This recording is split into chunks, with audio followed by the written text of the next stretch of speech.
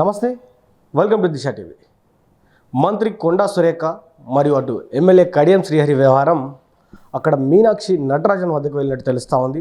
వాస్తవంగా ఈరోజు మీనాక్షి నటరాజన్ను మంత్రి కొండా సురేఖ కలిసినట్టు, అక్కడ కలిసిన తర్వాత అక్కడ కొన్ని సూచనలు మీనాక్షి నటరాజన్ గారు కొన్ని కీలకమైనటువంటి సూచనలు భరోసా ఇచ్చారంటూ కూడా తెలుస్తూ ఉంది. అయితే వాస్తవానికి గతంలో ఒకసారి మనం చూసుకున్నట్లయితే వరంగల్ జిల్లాలో పెద్ద ఎత్తున అటు కొండా ఫ్యామిలీ వర్సెస్ మిగతా ఎమ్మెల్యేలు అంతా నడిచింది. సో దానిపైన డిసిప్లినరీ కమిటీ పిలుపునివ్వడం జరిగింది, రావాలి ఎక్స్ప్లెనేషన్ ఇవ్వాలని చెప్పడం జరిగింది. సో ఆ వివాదం ముగిసి కొన్ని రోజులకే కడియం శ్రీహరి దేవాదాయ శాఖ అధికారులతో మాట్లాడారని తన వర్షంలో చెప్తా ఉన్నాడు. లేదు, నా శాఖలో ఉన్నటువంటి అధికారులను పిలిచి సమీక్ష చేశారంటూ కూడా ఇటు కొండా సురేఖ గారు ఆరోపిస్తూ ఉన్నారు. సో వీరిద్దరి మధ్య గతంలో నుంచి ప్రతిసారి ఏదైనా ఒక సిచ్యువేషన్ వచ్చినప్పుడు పచ్చగడ్డి వేస్తే చాలు బగ్గుమంటా ఉంది. అటు కొండా ఫ్యామిలీ వర్సెస్ ఇక్కడ కడియం, ఇది అంతా కూడా ఒక పెద్ద స్టోరీలా నడుస్తూ ఉంది. అయితే ఎప్పుడైతే కొండా ఫ్యామిలీ దీన్ని సీరియస్గా తీసుకుందో, మొదటగా ఫస్ట్ అక్కడ పీసీసీ చీఫ్ అయినటువంటి మహేష్ కుమార్ గౌడ్ని కలవడం జరిగింది. దాని తర్వాత ముఖ్యమంత్రి రేవంత్ రెడ్డి గారిని కలవడం జరిగింది కడియం శ్రీహరి యొక్క వ్యవహార శైలిపై. ఇప్పుడు రీసెంట్గా ఇప్పుడు వస్తున్నటువంటి అప్డేట్ ప్రకారం మీనాక్షి నటరాజన్ గారిని మంత్రి కొండా సురేఖ గారు కలిసి, నేను ఒక బీసీ బిడ్డను, నేను అసలు ఎవరి జోలికి వెళ్ళట్లేదు, ఎలాంటి ఏవైతే వస్తున్నాయో తనపై వస్తున్నటువంటి ఆరోపణలను అన్ని పక్కన పెట్టి, నేను ఇక్కడ ఉన్నటువంటి రాజకీయాల కోసం, ఇక్కడ ఉన్నటువంటి ప్రజల కోసం పనిచేస్తూ ఉంటే ఒక బీసీ బిడ్డను, నన్ను కావాలనే వివాదాల్లోకి లాగుతూ ఉన్నారు, నేను ఎంత సైలెంట్గా ఉంటుంటే నన్ను ఒక్కొక్క స్టెప్ నన్ను వివాదాలకు లాగుతూనే ఉన్నారంటూ కూడా తను అక్కడ నటరాజన్కి చెప్పడం జరిగింది. సో నటరాజన్ గారు దీనికి స్పందిస్తూ, ఇవన్నీ చాలా చిన్న అంశాలు, ఈ చిన్న అంశాలను పట్టించుకోవద్దు, మీరు రాష్ట్రంలో ఉన్నటువంటి బీసీ నాయకులలో, బీసీ మహిళా నాయకురాలలో మీరు ఒక అతిపెద్ద పాత్రలో ఉన్నారు కాబట్టి ఈ రాష్ట్ర అభివృద్ధి గురించి, ఈ ప్రజల అభివృద్ధి గురించి పట్టించుకోండి. ఈ చిన్న వాటిని పక్కన పెట్టండి, ఇట్లాంటి వాటిని అసలు మీరు పట్టించుకోకండి. సో ఇట్లాంటి వాటిని ఏమైనా ఉంటే పార్టీ క్రమశిక్షణ కమిటీ చూసుకుంటుంది. సో వారి పరిధిలో ఉన్నటువంటి అంశం కాబట్టి వారు చూసుకుంటారు. కానీ ఇట్లాంటి వాటికి మీరు స్పందించకండి, ఇట్లాంటి వాటిలో మీరు ఇన్వాల్వ్ కావద్దంటూ కూడా మీనాక్షి నటరాజన్ గారు అటు మంత్రి కొండా సురేఖకు భరోసా ఇచ్చినట్టు తెలుస్తూ ఉంది. అయితే ఇక్కడ దాదాపు 4 పేజీల ఏదైతే రిటర్న్ కంప్లీట్ లాగా, లేకపోతే మొత్తం రాతపూర్వకంగా రాసి ఆ లెటర్ని అక్కడ సమర్పించినట్టు తెలుస్తూ ఉంది.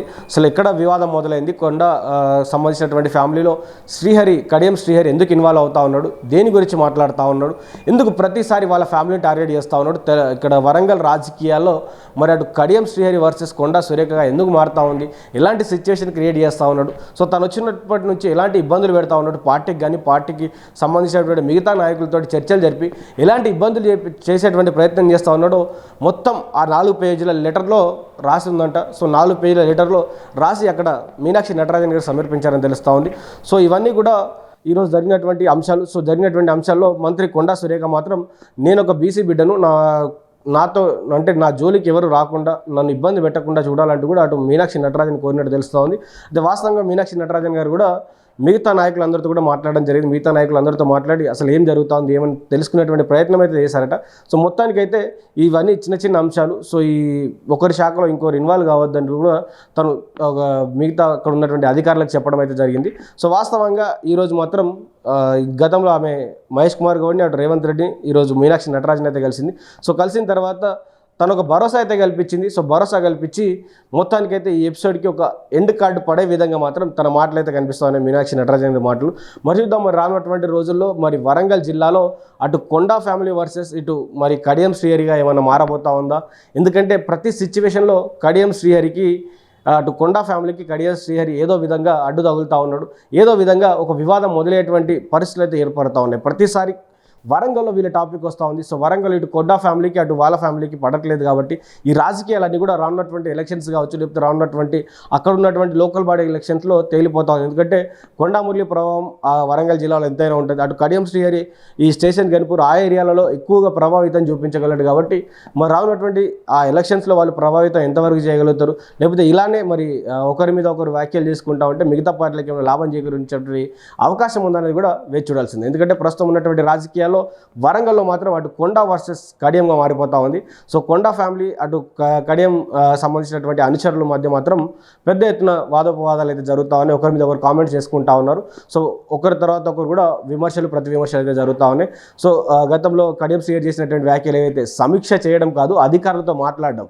సో సమీక్ష చేయడానికి అధికారులతో మాట్లాడడానికి చాలా తేడా ఉంది.